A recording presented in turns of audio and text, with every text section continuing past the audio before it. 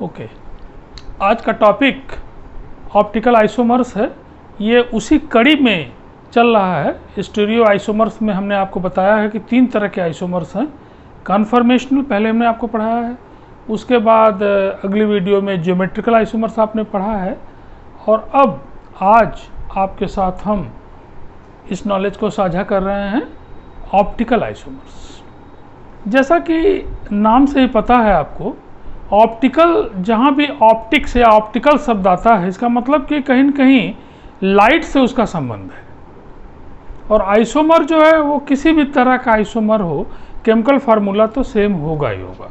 तो इसमें भी जो कंपाउंड्स हैं, जो उनके अंदर डिफरेंस है, वो लाइट के प्रति उनका बिहेव कैसा है, इसी बात का डिफरेंस है। बाकी केमिकल फार्मूला तो सेम है ही है। तो अब हम लोग शुरुआत करते हैं, स्टार्ट अपने टॉपिक को, कि मान लीजिए कोई कंपाउंड है, वो सॉलिड भी हो सकता है, उसका हम लोग सॉल्यूशन देख लेंगे, और लिक्विड भी हो सकता है। लाइट पास होनी चाहिए, ये कंडीशन है। अगर लाइट नहीं पास हो रही है तो फिर ऑप्टिकल आइसोमर्स उसके लिए क्या करें। तो लाइट जो पास हो रही है, वो कैसी लाइट को आपको पास कराना है अपने कंपाउंड से? Plane polarised light. Plane polarised light आप ऑप्टिक्स चैप्टर में लाइट में उसके बारे में पूरा डिटेल पढ़ेंगे। हमें उससे कोई मतलब यहाँ नहीं, केवल इतना आपको बताना है कि जो लाइट हम यूज कर रहे हैं वो है plane polarised light. Plane polarised light में इंट्रोडक्टरी के लिए मैं बता दूं कि वाइब्रेशंस जो हैं वो केवल एक ही साइड में होते हैं, ऑर्डिनरी लाइट में सभी साइड में होते हैं।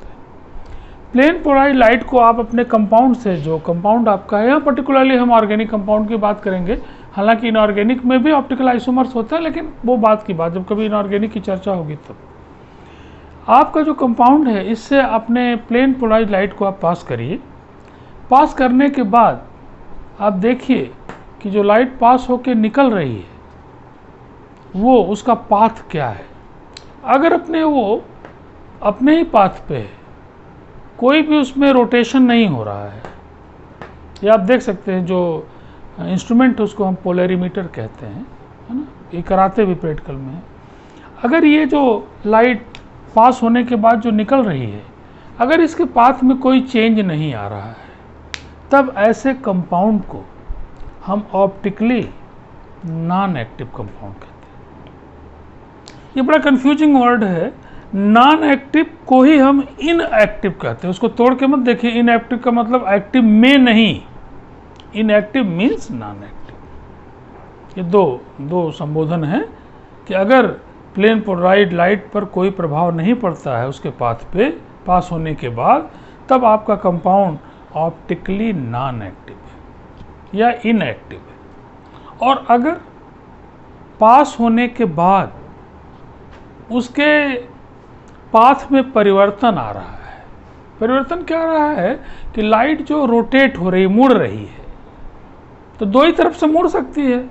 आप चल रहे हैं, दो ही तरफ तो मुड़ सकते हैं, या तो दाहिने मुड़ेंगे या तो बाएं मुड़ेंगे, और किधर मुड़ेंगे। तो अगर आपका कंपाउंड लाइट को दाहिनी तरफ मोड़ देता है, दाहिनी मतलब राइट, राइट का मतलब अगर कन्फ्यूजन है तो जिस हाथ से आप खाना खाते हैं वो आपका राइट है ना। अलीगढ़ में उसको सीधे हाथ से बोलने लगते हैं, और बाएं वाले को उल्टे हाथ। तो लाइट अगर दाहिनी तरफ वो कंपाउंड उसको रोटेट कर रहा है, तब आपका कंपाउंड ऑप्टिकली एक्टिव होगा। साथ साथ वो किस कैटेगरी में आएगा, वो कहलाएगा, वो आपका dextro. Dextro non English word है, इसका मतलब होता है राइट। और इस डेक्स्ट्रो को हम डिनोट करते हैं स्मॉल डी से या प्लस साइन से। अगर किसी ऑर्गेनिक कंपाउंड के नीचे प्लस साइन लिखा है या डी लिखा है, स्मॉल, कैपिटल नहीं, क्योंकि कैपिटल डी एक अलग चीज़ है। कैपिटल डी का लाइट के रोटेशन से कोई लेना देना नहीं है। कैपिटल डी उसका कॉन्फ़िगरेशन है, नामकरण है, इसलिए कैपिटल डी का स्मॉल डी से कोई रिलेशन नहीं, एक चीज़। और ये जो रोटेशन है ये टोटली एक्सपेरिमेंटल है, आप कंपाउंड को देखकर ये नहीं बता सकते कि ये आपका कंपाउंड डेक्स्ट्रो है या लेओ है। लेओ मीन्स लेफ्ट। लेओ का मतलब है कि कंपाउंड आपका लाइट को किधर रोटेट कर रहा है, लेफ्ट रोटेट कर रहा है।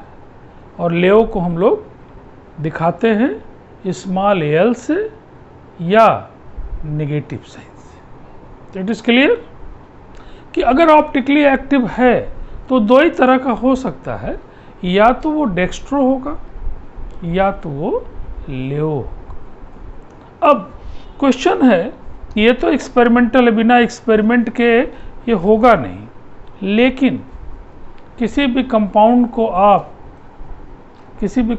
को आप ये बता सकते हैं बिना एक्सपेरिमेंट में गए कि ऑप्टिकली एक्टिव होगा या नहीं होगा। ये तो बता सकते हैं, ये नहीं बता सकते कि वो डेक्स्ट्रो है या लेओ है, लेकिन ये आप बता सकते हैं कि ये ऑप्टिकली एक्टिव होगा या नहीं होगा। उसके लिए हम देखते हैं कि कैसे हम बता सकते हैं, वन बाय वन धीरे धीरे हम आगे बढ़ते हैं। इसके लिए पहले आपको एक चीज़ जाननी है कि कायरल कार्बन किसको कहते हैं, है ना। कायरलिटी क्या है, कायरल कार्बन किसको कहते हैं।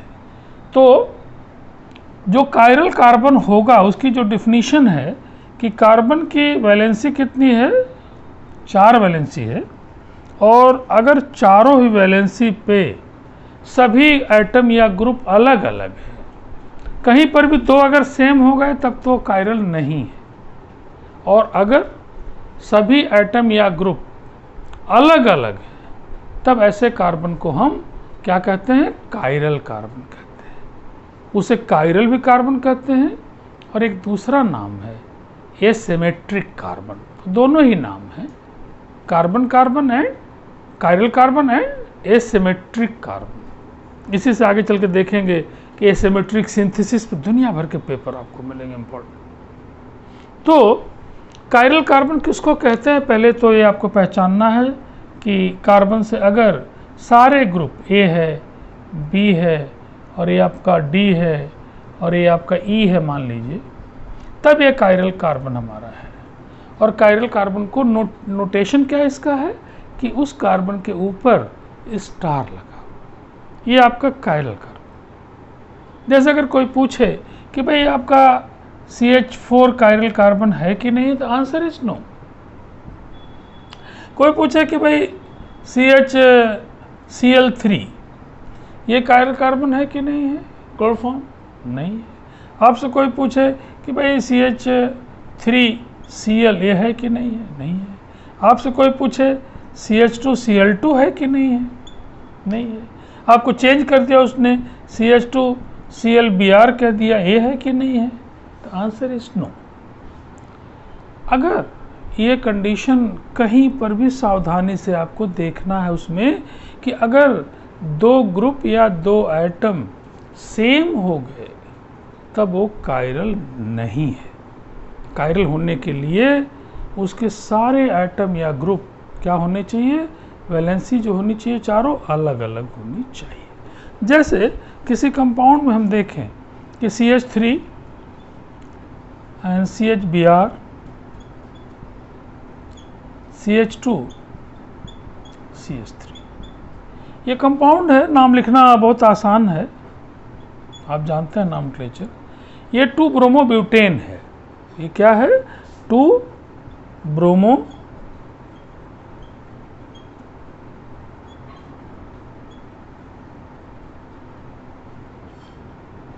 ये सारे आपके, हमने आपको बताया कि कोई नहीं शो कर रहे हैं। ये 2-ब्रोमोब्यूटेन में अगर आप चेक करें तो ये जो कार्बन है इसकी 4 वैलेंसी कौन कौन है। एक तो हाइड्रोजन लगा हुआ है, खोल के देखेंगे। ये ग्रुप जो बचा वो ग्रुप है। एक कौन ग्रुप है, ये ग्रुप है। एक कौन ग्रुप है, ये ग्रुप है, एटम है। और अगर इसको आप खोल दें, इसको आप ऐसे कर दें, तो अब आप देख रहे हैं कि 2-ब्रोमोब्यूटेन में ये जो कार्बन है जिससे Br लगा है ये कायरल है। क्यों, क्योंकि इसके चारों ग्रुप अलग अलग। तो 2-ब्रोमोब्यूटेन जो है ये कायरल है। कोई पूछे कि भाई 2 ब्रोमोब्यूटेन में कोई कायरल कार्बन है कि नहीं है, कितने कायरल कार्बन हो भी आप बता देंगे, कितने हैं, 1।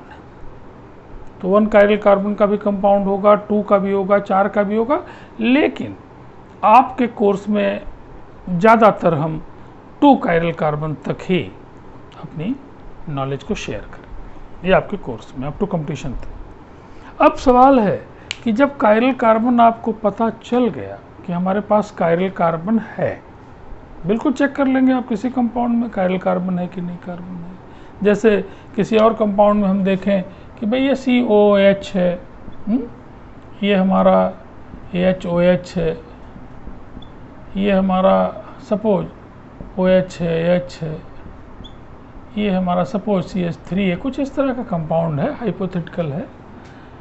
या आपका ये है, आपका ये कंपाउंड टार्टरिक एसिड कहलाती है। इसमें आप देखिए कि कौन का कार्बन है, ये हमारा कायरल है, ये कायरल है। तो कितने कायरल कार्बन है, 2 कायरल कार्बन। तो कायरल कार्बन पहचानना बड़ा आसान है कि कौन कायरल है कौन नहीं है। अब इतना ध्यान रखिए कि एक एक करके हम आगे बढ़ रहे हैं कि अगर किसी कंपाउंड में 1 कायरल कार्बन है, एक से ज़्यादा की बात नहीं कर रहे हैं अभी, अगर 1 कायरल कार्बन है, 1 कायरल कार्बन है, तो निश्चित रूप से वो कंपाउंड ऑप्टिकली एक्टिव होगा ही होगा, बिना किसी शंका के। तो इट इज़ वेरी क्लियर कि अगर किसी कंपाउंड में सिंगल कायरल कार्बन है तो निश्चित रूप से वो ऑप्टिकली एक्टिव होगा, ये मैं कह रहा हूँ आपसे। 2 है या 3 है, आगे चल के देखेंगे, हो भी सकता है और नहीं भी हो सकता है ऑप्टिकली एक्टिव। लेकिन अगर 1 कायरल कार्बन है, 1 है, तो निश्चित रूप से वो ऑप्टिकली एक्टिव होगा। ये बात यहाँ तक मैं कर रहा हूँ। अब हम लोग धीरे धीरे आगे बढ़ रहे हैं कि अगर किसी कंपाउंड में 1 कायरल कार्बन है मान लीजिए, तब ये बताना कि वो हमारा जो कंपाउंड है वो डेक्स्ट्रो है या लेओ है, क्या इसको हम कंपाउंड को देख के बता सकते हैं? नहीं बता सकते। ये एक्सपेरिमेंटल है। जब तक पोलरीमीटर में कंपाउंड को पास नहीं करेंगे लाइट, तब तक आप नहीं बता सकते किसी कीमत। तब इसमें धीरे धीरे हम आगे बढ़ रहे हैं कि अगर 1 कायरल कार्बन है तो 2 तरह के आपको कंपाउंड मिलेंगे, आइसोमर मिलेंगे, जिसमें एक आइसोमर है आपका इनएंशियोमर।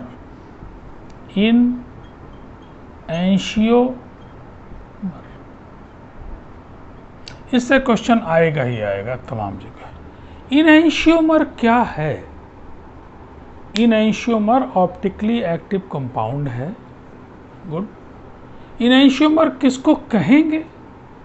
2 कंपाउंड अगर हैं या 2 से ज़्यादा भी हैं और वे आपस में एक दूसरे की कैसी इमेज है? Non super imposable. Super imposable का मतलब है कि पूरा पूरा उसको ढक ले, हाथ को हाथ ढक ले, सब ढक ले। लेकिन अगर 2 कंपाउंड हैं, एक दूसरे की वो प्लेन मिरर इमेज है। प्लेन मिरर इमेज इसलिए कह रहे हैं कि प्लेन मिरर इमेज की एक खासियत है ऑप्टिकल में, आप देखेंगे कि जितना बड़ा ऑब्जेक्ट है उतनी बड़ी मिरर होती है, इमेज होती है, एक चीज़। दूसरी चीज़ कि जैसा वो रखा हुआ वैसा ही दिखाई देगा, और जितनी दूरी पे है मिरर से उतनी दूरी पे, सब उसकी प्रॉपर्टी है प्लेन मिरर की। कॉन्वेक्स कॉनकेव की अलग अलग प्रॉपर्टी है। तो अगर 2 कंपाउंड हैं और दोनों एक दूसरे की प्लेन मिरर इमेज हैं, लेकिन कैसी प्लेन मिरर इमेज है? जो एक दूसरे को पूरी तरह से ढकती नहीं है। ढकती है नहीं, ढकती नहीं है। Non super imposable. If 2 compounds are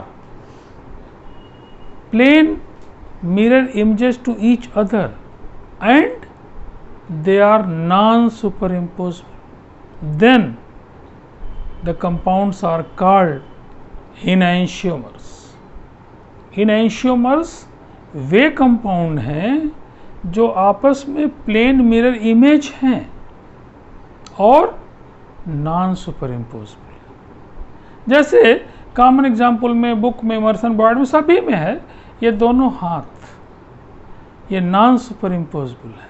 अगर इनको आप रखें हाथ के रूप में तो they are non superimposable. तो नॉन सुपर इम्पोजेबल होना जरूरी है। अब आप देखें, एक एग्जाम्पल्स में बात कर रहा हूँ लैक्टिक एसिड से, CH3 COOH और ये आपका H है, ये OH, ये आपका ये मिरर है। आप जानते हैं मिरर को रिप्रेजेंट करना कि एक तरफ पॉलिश किया हुआ है, ये मिरर है आपका। अब मिरर से ये आप इमेजिन करिए कि जो इसकी मिरर इमेज बनेगी, आप प्लेन मिरर के सामने खड़े होकर जाके घर पे देखिएगा। आप खड़े होते हैं तो आपका सर ऊपर है तो ऊपर ही रहता है, ऐसा तो नहीं कि आपका सर नीचे आ जाता है, नहीं आता है। तो ये CH3 निश्चित रूप से इतनी ही दूरी पे आपको यहाँ दिखाई पड़ेगा। CH3 जो पैर आपका है वो पैर ही रहेगा नीचे, लेकिन यहाँ अंतर आएगा, यही आपको ध्यान देना है, यहाँ पे अंतर आएगा। आप खड़े होकर मिरर के सामने खड़े हो जाइए, ये जो आपका पेन हाथ में है वो यहीं दिखाई देगा, जो पीछे है वो फिर पीछे दिखाई देगा। इसका मतलब कि OH कहाँ दिखाई देगा, ये यहाँ दिखाई देगा, यहाँ दिखाई देगा। और अच्छे से मैं इसको थोड़ा बना दूँ।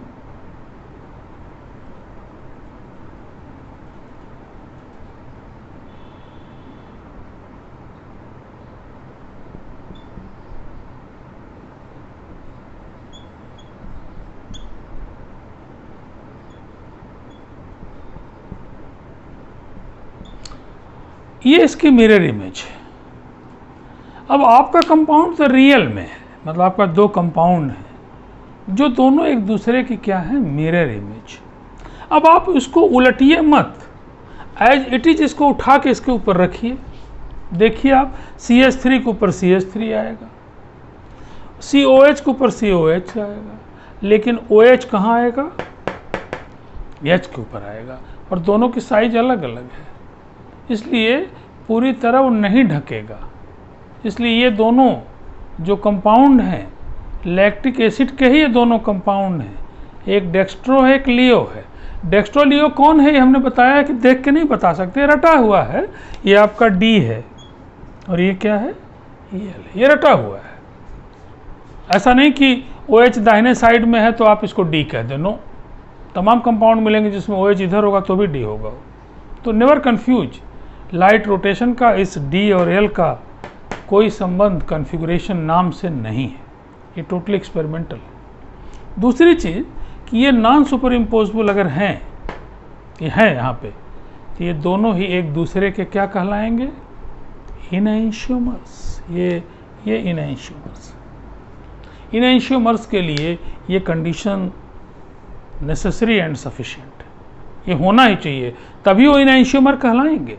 आप IITs के कॉम्पिटिशन्स के आगे चल के देखेंगे, पेपर में देखेंगे, बहुत सारे फिगर वो बना देते हैं कंपाउंड के, और फिर आपको ध्यान से विजुलाइज करना है कि कौन उसमें नॉन सुपर इम्पोजेबल है, कौन नहीं है। बहुत सारे क्वेश्चन बनाते हैं, लेकिन सिंपलेस्ट वे में मैं यहाँ आपके साथ डिस्कस कर रहा हूँ कि अगर दो कंपाउंड हैं, फिर से मैं उसे रिपीट कर रहा हूँ कि अगर दो कंपाउंड हैं, दोनों एक दूसरे की मिरर इमेज, और दोनों में क्या खासियत है कि वो नॉन सुपर इम्पोजेबल है। अगर सुपर इम्पोजेबल हैं तब तो बात खत्म हो गई, नॉन सुपर इम्पोजेबल हैं तब वो इनैंशियोमर कहलाएंगे। जैसे ये D लैक्टिक एसिड है और ये क्या है, L लैक्टिक एसिड है, ये दोनों एक दूसरे के इनैंशियोमर हैं, और तब इनैंशियोमर की केमिकल प्रॉपर्टी, फिजिकल प्रॉपर्टी सब सेम होगी, क्योंकि इसमें सब कुछ सेम है। केवल एक ही डिफरेंस है कि एक लाइट को दाहिनी तरफ मोड़ रहा है और एक लाइट को बाईं तरफ मोड़ रहा है, बाकी कोई डिफरेंस नहीं है। ये पूछा जाता है कि इनकी chemical property means reactions, chemical property totally same, not similar, same. Physical property also same. Physical property में सॉल्बिलिटी आती है, सॉल्बिलिटी है और मेल्टिंग पॉइंट है, बॉइलिंग पॉइंट, ये सब फिजिकल प्रॉपर्टी आप जानते हैं, ये सब सेम है। जब सब सेम हो जाएगा तो क्या इनको अलग करना कोई आसान होगा? क्योंकि उस डिफरेंस के कारण ही तो आप अलग करते हैं। बॉइलिंग पॉइंट अलग अलग है तो आप डिस्टिलेशन कर लेते हैं, जिसका बॉइलिंग पॉइंट कम होता है वो पहले आ जाता है, जिसका नहीं होता वो बाद में आता है। सॉल्बिलिटी अलग है तो आप देख लेते हैं, कोई जल्दी जो क्रिस्टल होकर नीचे आ रहा है उसको आप अलग कर लेते हैं। लेकिन जब सब सेम है तब इन्हें अलग करना पूछा जाता है, is very difficult. They want special type technique, है ना, वो स्पेशल टाइप की टेक्निक होती है, उसको हम लोग कभी डिस्कस करेंगे आगे। इसी से मिलता जुलता, इन एंशियोमर्स से मिलता जुलता जो दूसरा कंपाउंड है उसको डायस्टेरियोमर्स कहते हैं। डायस्टेरियोमर्स में जो आप देखेंगे कि क्या अंतर है, जो डायस्टेरियोमर्स है वो केमिकल फार्मूला तो सेम है, मतलब नंबर ऑफ एटम जो हैं वो सभी के वो तो क्या होंगे, दोनों कंपाउंड में हर एक एलिमेंट का सेम होगा। लेकिन डायस्टेरियोमर्स में ये दोनों एक दूसरे की मिरर इमेज नहीं होंगे।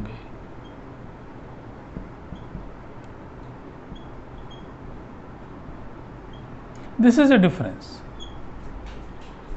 इनएंशियोमर्स और डायस्टेरियोमर्स, इनएंशियोमर्स एक दूसरे की मिरर इमेज, डायस्टेरियोमर्स एक दूसरे की मिरर इमेज नहीं है, लेकिन केमिकल फार्मूला सेम है। मिरर इमेज तो इसकी और इसकी सेम नहीं होगी, लेकिन नहीं, उनका केमिकल फार्मूला सेम है। केमिकल फार्मूला सेम नहीं रहेगा तो फिर इनएंशियोमर ही नहीं, वो आइसोमर ही नहीं रहेंगे। तो अगर मान लीजिए सपोज कि आपके पास एक हाइपोथेटिकल मैं कंपाउंड दे रहा हूँ कि एक कंपाउंड हमारा ये है CH3 है और ये मान लीजिए Br है, H है, OH है। दूसरा कंपाउंड हमारा मान लीजिए ये है, Br है, OH है, H है और CH3। ये हमारे पास दो कंपाउंड है जिनका स्ट्रक्चर बॉन्ड के वाइज हम निकाल चुके हैं किसी मेथड से। ये दोनों कंपाउंड में आप देखेंगे कि ये एक दूसरे की मिरर इमेज नहीं है। अगर यहाँ पे हम COOH कह दें तब तो फिर आइसोमर ही नहीं है। ये सबसे इंपॉर्टेंट है कि chemical formula should be same, but they are not mirror image. और तब इनको क्या कहेंगे, डायस्टेरियोमर्स। और डायस्टेरियोमर्स के केमिकल फार्मूला सेम होगा क्योंकि ग्रुप सब सेम है, but the physical properties are not same. Diastereomers में फिजिकल प्रॉपर्टी मीन्स कि मेल्टिंग पॉइंट, बॉइलिंग पॉइंट, ये डिफरेंस होगा, केमिकल प्रॉपर्टी सेम होगी। ऐसे में इनको अलग करना इन एंशियोमर्स के मिक्सचर की तुलना में आसान है या कठिन है? आसान है, क्योंकि जो हम अलग करते हैं वो तो प्रॉपर्टी बेस्ड अलग करते हैं, इनकी फिजिकल प्रॉपर्टी सेम नहीं है तो इनको अलग करना आसान है। लेकिन इन एंशियोमर्स को अलग करना आसान नहीं है। तो आज के लेक्चर में हम लोग केवल यहीं तक देखते हैं, इसके 2-3 पार्ट आएंगे, धीरे धीरे मैं पढ़ा रहा हूँ जिससे आपको समझ में आए कि आज आपने जाना है कि ऑप्टिकल आइसोमर्स किसे कहेंगे, नॉन एक्टिव कब कहलाएगा। नॉन एक्टिव के दो नाम हैं, नॉन एक्टिव, इनएक्टिव। और अगर एक्टिव है तो दो तरह के होंगे, डेक्स्ट्रो होंगे, लियो होंगे। ये नामकरण नहीं है, ये एक्सपेरिमेंटल फैक्ट है। इसको हम कंपाउंड को देखकर डेक्स्ट्रो या लियो नहीं बता सकते, इट इज़ वेरी क्लियर। लेकिन हम ये बता सकते हैं कि ये ऑप्टिकली एक्टिव होगा कि नहीं होगा, और उसमें हमने अपनी नॉलेज को रोका है कि अगर एक कायरल कार्बन, 1 कायरल कार्बन है कंपाउंड के अंदर तो निश्चित रूप से वो ऑप्टिकली एक्टिव होगा ही होगा। लियो, डेक्स्ट्रो ये नहीं बता सकते। और कायरल कार्बन किसको कहेंगे ये भी हमने जाना है कि जिसकी चारों वैलेंसी अलग अलग होगी वो कायरल कार्बन है। और इनैंशियोमर कौन है उनको हमने डिस्कस किया है, डायस्ट्रोमर्स कौन है उनको डिस्कस किया है, उनके क्या विशेषताएं हैं, किनको अलग आसानी से कर सकते हैं, किनको नहीं कर सकते हैं।